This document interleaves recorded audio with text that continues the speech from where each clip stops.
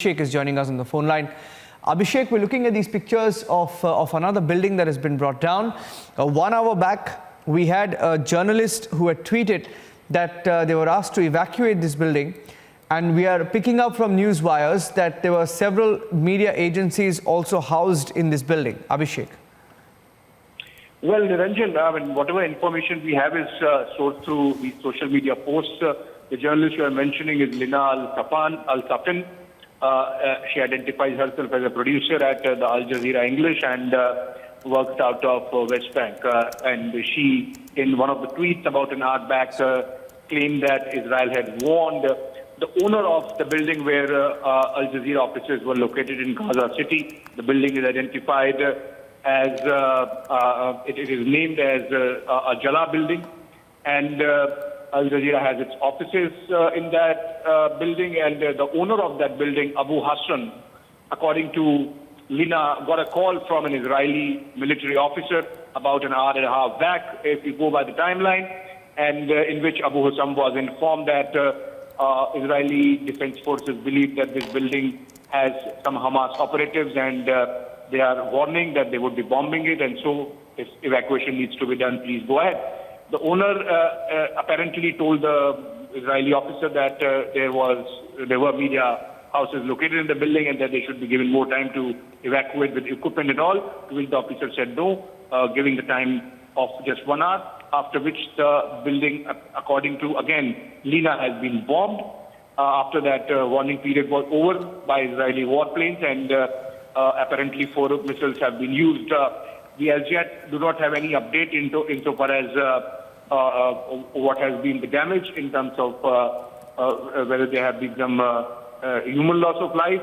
But then obviously if 4 missiles have hit, the building would have suffered significant amount of damage. It seems there is a suggestion that evacuation did take place and that the building was removed of all people who were present there. But then beyond that, as of now, we don't know much because Israeli Defense Forces are yet to come out with a statement on this bombing that they have carried out to take out Hamas. So we have seen how, Niranjan, yesterday we saw pictures of Israeli missiles bombing a building in a residential neighborhood, which they claimed was headquarters of the Israeli military intelligence wing, and that it was deliberately placed in a residential neighborhood to create a humanitarian crisis in the eyes of the world, given the fact that Hamas has been using the civilian population as a shield to carry out its rocket attacks in much of southern Israel and this time particularly in Tel Aviv. So I think the 5th day of a veritable war going on between Hamas and Israel Defense Forces, Niranjan, and the latest we are hearing is that a building in Gaza City identified as Jala building, which apparently housed media houses, has been bombed because the Israeli Defense Forces believe that Hamas was using that building for its facilities. Yeah. In fact, we're picking up more details as we bring those pictures, in fact, of the operations. We are picking up more details of the media houses that were there. In fact, the office of one of the channels was also reportedly in that building, and the Associated Press office was also in the 11-story building, is what we understand as of this minute. So we're picking up more details, and we have seen in the last few days Israel bring down these buildings where they believe Hamas operatives could be hiding, and any links whatsoever to the terrorist group Hamas. And they've been given prior warnings, and then buildings have been brought down. So this is the latest strike. In fact, Abhishek, precision strikes being carried out by Israel, and we've seen some of the videos. In fact, as more and more buildings are brought down, what do we know about the scale of these anti-terror operations themselves? Well, Niranjan, if you go by what the Israeli Defense Forces inform us, in the last week itself, Hamas has carried out over 2,300 rocket attacks in various parts of Israel. including some in Jerusalem. And Israeli forces have been responding. We don't have numbers in terms of how many missiles they have used, but we have seen and we have reported also, Niranjan, how extensively the Iron Dome shield has been used, which is essentially a missile defense technology. And Israel has had it for some time, and they have extensively used it this time against these rocket attacks by Hamas. Apart from that, Israel has carried out targeted taking out of Hamas infrastructure and whatever facilities they think Hamas could be using. In fact, just yesterday, I think a very important office bearer of Hamas was taken down by the Israeli forces by the name of Tawfiq Abu Naim, who was head of Hamas, apparently head of the Hamas security forces, and his office was struck yesterday evening. So I think they have been very aggressive in terms of responding to these rocket attacks. Remember, Niranjan, there is a backdrop. Mahmoud Abbas of Palestine Authority had just last week or a fortnight back announced almost indefinite postponement of elections that were supposed to be held in Palestinian Authority and Gaza, and I think they were to be held after 2006, and again after this postponement. On Jerusalem Day, these rocket attacks by Hamas have started. So I think it's coming together of a lot of factors. The Palestinians are not liking the detente that has taken place between Israel and Arab nations, including the establishment of diplomatic relationship between Israel and at least 6 Arab countries, the most visible of them being the United Arab Emirates. So I think this violence that we are seeing, or these Hamas attacks, rocket attacks we are seeing, is essentially perhaps aimed at making it difficult for any Arab nation to buy peace with Israel. So it seems laced with a lot of motivated politics, what we are seeing.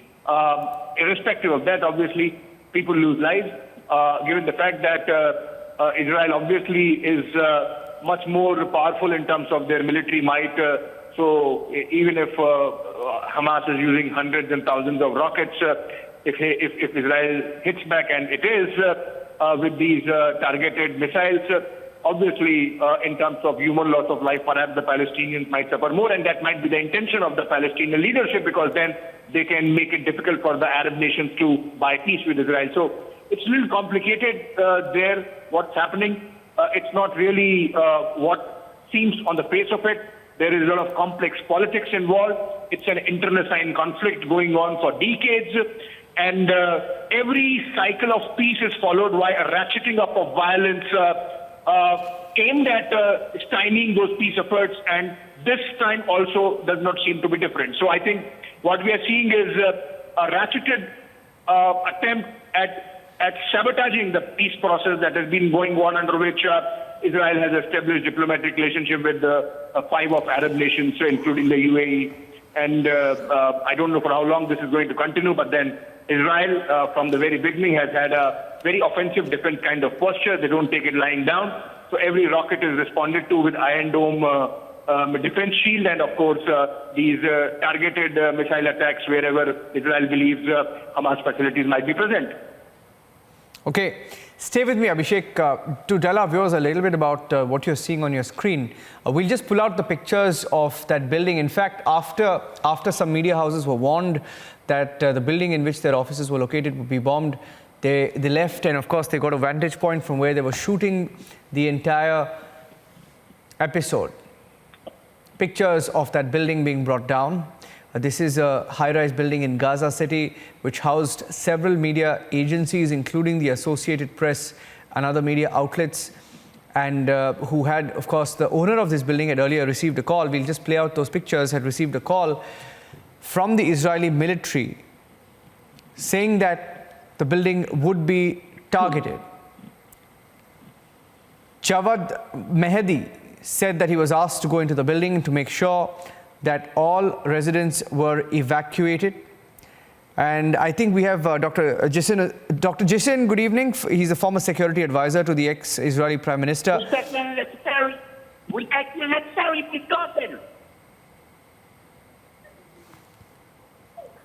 Dr. Gissin, can you hear me? We take the necessary precaution not to harm civilians.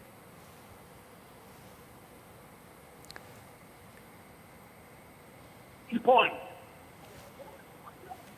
Those are, Dr. Ranan, can you hear me? yes. Yes. Hi, good evening. So we're looking at these pictures of this building being brought down. A warning was perhaps given in Gaza City of this building that would have that has now just been brought down, and We gave ample warning before that. yes, yeah, and a warning before And that. we try not to harm civilians that we don't, Yes. that are not involved. Only those that are involved, we get them. Okay. So what do we know about this particular building? Do you have any details of this particular incident, of whether there were terrorists hiding in that building? What? This latest building that has been brought down, do we have more details about the strike itself and why this building was particularly targeted? Because the heads of the Hamas were living in that building, and Okay. we identified the people that we are against us, Okay. and we hit them. Right. And Okay. thank you, Dr. Ranan Gissin. Dr. Okay. Ranan Gissin is the former advisor to. Okay. Thank you very much. Saying that, okay, Dr. Ranan Gissin, the former advisor to the former Israeli Prime Minister, saying that the building was particularly located, marked out because of the presence of Hamas terrorists who are hiding inside. We have to take a short break now. We'll take a short break and come back to these pictures and the other reports that we're getting you from across the Gaza border.